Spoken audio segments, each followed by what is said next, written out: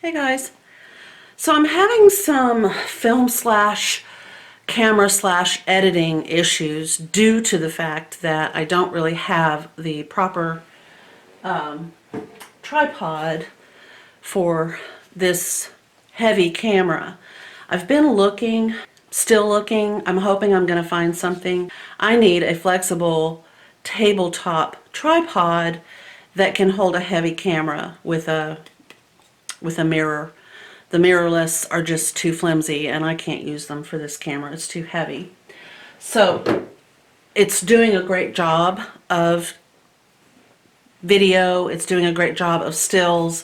I like the microphone that's built in. Heaven help me. I'm so going crazy. I am feeling better thanks to those who have asked. The headache that kind of knocked me for a loop this week seems to have disappeared. I hope that it stays away. I think it might have a lot to do with the fact that we have just been covered up in rain. And then in the midst of all the rain, we had this huge weather shift where we went from kind of the mid 40s, low 50s to hard freeze. I think at one time they were even calling for snow, and for the Pacific Northwest, Washington State, western side of the state, that's kind of weird when you're having those temperatures that are kind of hovering in the high 40s, low 50s, and then kabam. But anyway, it affected my head, and I was really knocked for a loop. I don't like to just do nothing. I have a hard time sitting still, and that in and of itself about drove me crazy, knowing that I had all these ideas and all this stuff that I wanted to film and these projects that I want to work on, and then I couldn't even come in here and do that. So I did a whole bunch of voiceover, which I'm still not happy with that yet, so we'll see. I may end up trashing it and just starting over and let this be it, or I may pull some things from it, but I think I can kind of do a recap where I can just toss all of that and we'll start fresh right here, which would be really weird because it is Saturday and it is January the 23rd of 2021. So I'm going to start off by showing you this buttonhole that I made for, this is the practice buttonhole for the skirt. That these buttonholes have been marked, and I am going to just do this quick recap in case I don't use any of the previous filmed footage. But anyway, so this is the buttonhole. I think it turned out fine, and it's a practice buttonhole.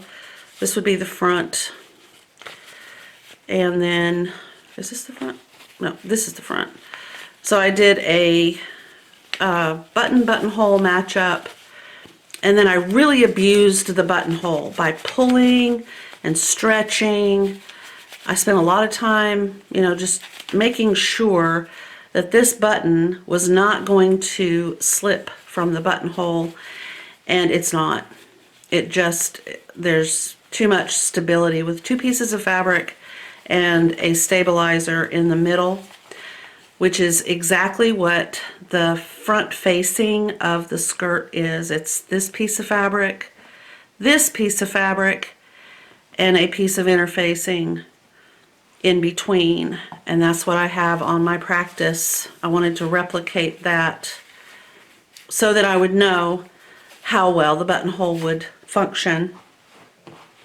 Now you might be thinking, oh, what have you done? Why have you marked these buttonholes? This is just horrifying. And you would be right if this is where I was going to be putting those buttonholes, but that's just the marking spot. And then I took my buttons and I laid them out. I wanted to see what they would look like before I do anything. Now, and also, if you've been following along with this particular skirt and its evolution here, previously we talked about how these buttons would only be the only functioning buttons on the skirt. Anything past this button will just be a decorative button stitched 2 inches apart all the way down.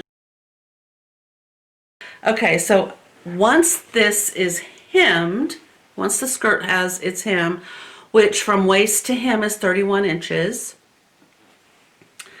we will subtract 5 inches from the bottom of where the hem is up here, and that is where the very last button will go. So I need to make sure actually that I'm going to have enough.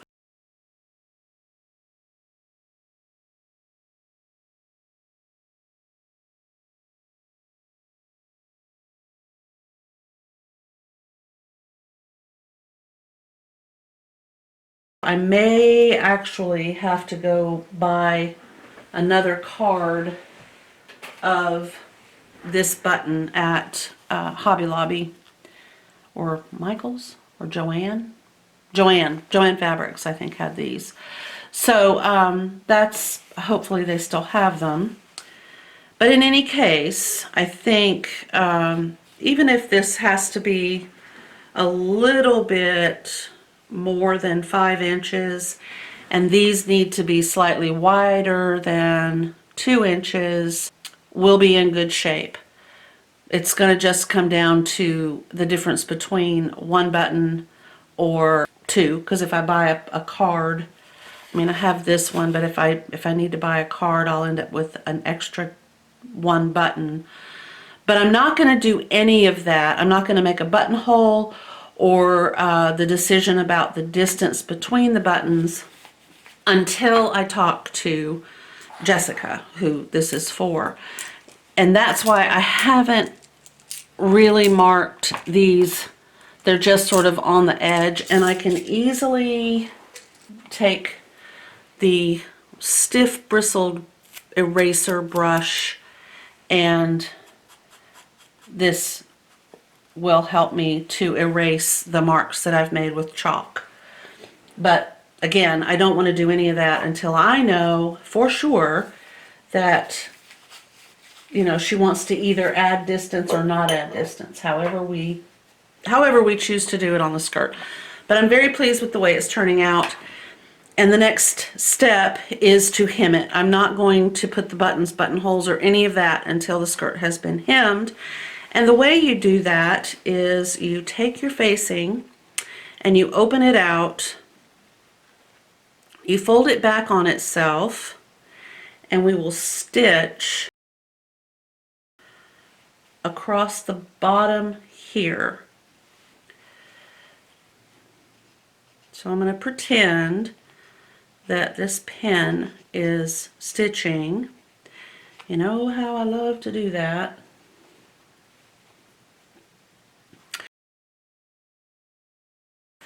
You will then flip this to the inside like this, and what happens then is that finishes off this part of the hem.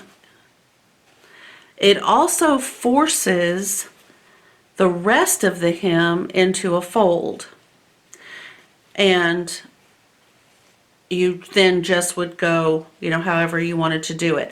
I am probably going to trim this with my pinking shears and then hand stitch this all the way around to the other side. There's too much length from the waist to here. I guess I can use this. This is 18 inches. So we'll turn this way. This is really just non-scientific, and I won't be doing the actual hem length check this way. This is just to give me an idea. Okay, and then another ½ inch. So 18 plus 19 is 37, which is exactly what I remember cutting this skirt based on the waistband to the bottom hem. With that in mind, I know that I have a good 6 inches if I make a 1-inch hem. So I have a lot of fabric to contend with. And then I also need to check again with Jessica. If she says, you know what, I actually want it longer or maybe shorter, then I haven't committed myself by cutting anything off. So until we have that discussion and the button discussion, the skirt is up in limbo right now, which is fine. I mean, I still have lots of projects to work on. I would like for her to have it so that she could wear it and enjoy it. Fortunately, it is an acceptable fabric as well as an acceptable color for multiple seasons. I mean, she could wear it in the spring, she could wear it in the summer, and it is really good for fall or winter, so I'm not concerned.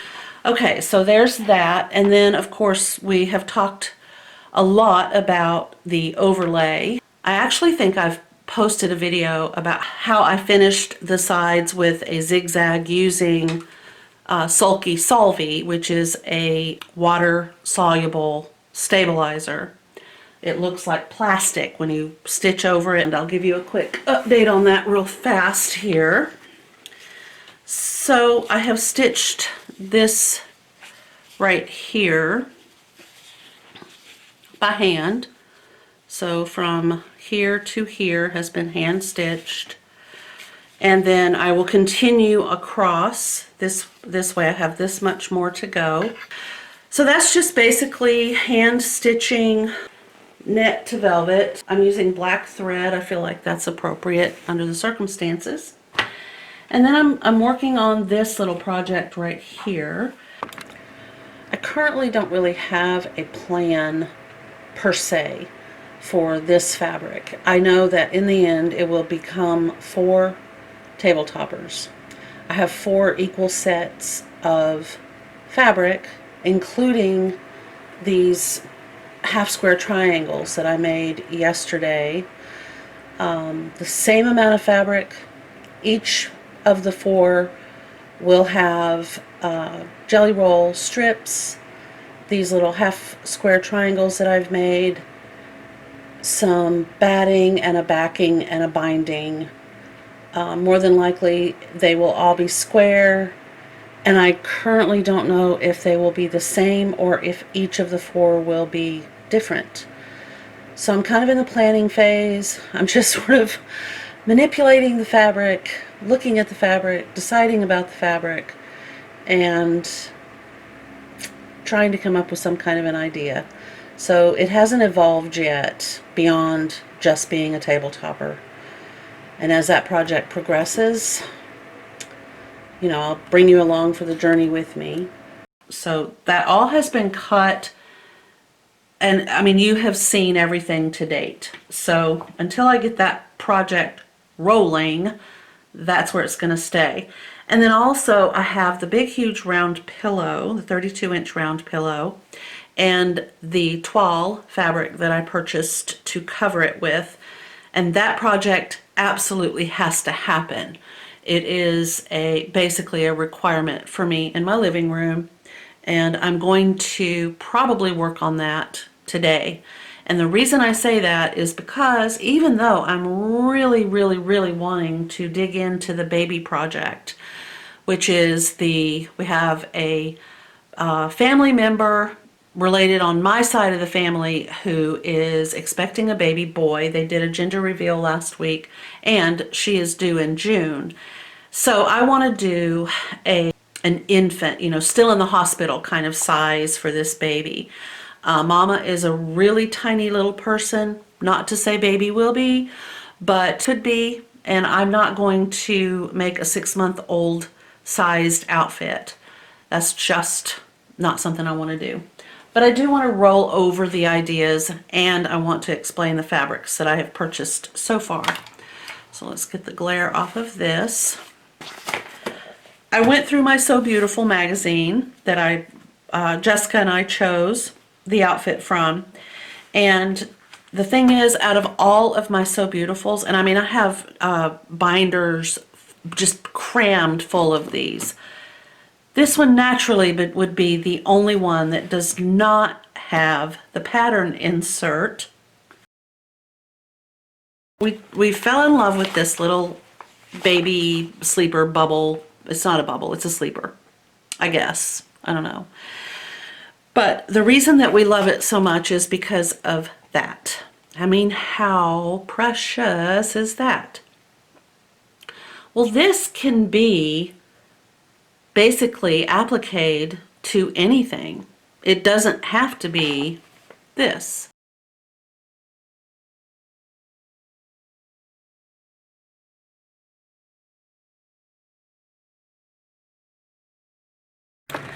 I do so enjoy looking at all the little baby things, but I feel like it makes more sense to stick with a pattern for a sleeper that I might already have. I won't have to purchase a pattern. I can easily apply the applique to anything, and I get into that in a minute. So the idea for clothing has kind of been put on the back burner while I decide my next steps. But I could easily enlarge that little diagram there to use as a pattern. It wouldn't be that difficult. So basically I'm at the point where I have fabric purchased, but I do not have a project in mind anymore because that little applique can be applied to so many things. So here's a whole section about babies. And in the background, I don't know if you can see this, but in the background is a baby blanket. I mean, there's the satin binding, there's the blanket. All this is just on the blanket. Ha! I could put the little lamb on a baby blanket. How sweet would that be? I mean, clearly it's an option. We have some embroidery done on a purchased blanket. I could easily do that, which then leaves all of the world of baby things just left for me to choose from. And because I have so many So Beautiful magazines, I can just pick through at my leisure. My fabric won't be here until, oddly, my birthday, February 5th. It is a beautiful shade of blue Speckler Vogel Imperial Batiste and white Speckler Vogel Imperial Batiste. And then, of course, the terry cloth for the lamb. And I have all the embroidery floss in the world. So I'm going to continue to think about, plan, and come up with an idea for the little guy. Oh, his name will be Case. I am going to get my fabric organized, the toile, get my measurements, and just try to get that all put together. Now, what I intend to do is, it's a 32-inch circle pillow. I can't say that it's round because it's very wavy and wobbly around the edges, but I'm just going to get that measurement, and then I am going to cut out the top of the pillow cover. Bam bam. There are people walking their dogs, so I'm just gonna pause here. I'll be right back. Okay, I don't know if he's going to have settled down. It's like that time of day when people start walking their dogs. So now I'm not sure what this looks like on camera. It is almost like if you paint, it's a hooker's green is what this is. It is truly hooker's green. The whole entire design. So this is the fabric, obviously, and then this is the pillow form. I'll back it up a little bit more so you can see. It's just awful. I honestly don't think that it's going to pose a problem. I really wanted something with a lot of loft because I can smush it down and it will fill the edges as I push. This is going to go on a round table that is in front of my sofa in the living room. And the reason I'm not calling it a coffee table is because we don't generally use it as a coffee table. My plan is I need to cut a piece of fabric that will allow me to insert the pillow into this with I'm going to smish it down. I don't want to allow the pillow to stay fluffy. I want it to be compressed a little bit. So I'm going to have to determine when I push down what my measurement will be, get that, cut the fabric so that I will have a seam allowance, and then do the same thing on the back, allowing extra so that I can create a folded envelope style opening in which I can push this pillow into. Okay, so that is kind of the plan at this point, is that I'm going to go ahead and get started on this. Like I said, it will be a big round front pillow form, and I really hope that I can get a nice 12 vignette on the front. I'm not going to worry so much about the back, and I'm also not going to put a cord between the two halves. I'm just going to stitch them together, and then I'll do that back envelope style opening, get that put together and in the living room and off of my project plate. I am looking for a tripod to help me with the Canon EOS 2000D, which is a T7 camera, and I'm learning how to use it. I have a lot of good footage, but unfortunately it's hard for me to monitor where I am. For example, when I was making the buttonhole, and I will try to remember to put that footage here.